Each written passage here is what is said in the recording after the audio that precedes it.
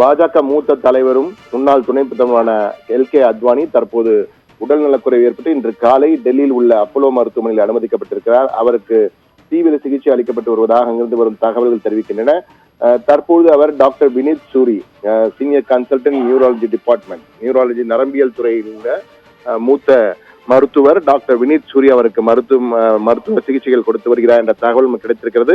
இதற்கிடையே டெல்லி அப்போலோ மருத்துவமனையில் தொடர்பு கொண்டு இது தொடர்பாக கேட்டபோது விரைவில் அறிக்கை வர இருக்கிறது, அதில் அவருக்கு என்ன சிகிச்சை அளிக்கப்படும், அவருடைய உடல்நிலை தற்போது எப்படி இருக்கு என்பது அறிவிக்கப்படும் என தெரிவித்திருந்தார்கள்.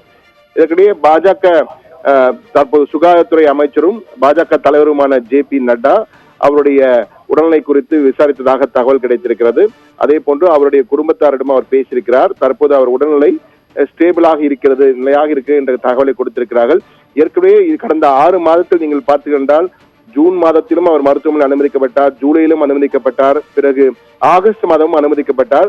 அதற்கு பிறகு மருத்துவமனை வீட்டில் இருந்த அவருக்கு பாரத் ரத்னா விருது பெற்ற அத்வானி இந்த ஆண்டு தொடக்கத்திலே விருது பெற்றார், பாரத் ரத்னா விருது. அதற்கு பிறகு தொடர்ந்து உடல்நலம் குன்றிதான் காணப்படுகிறார்.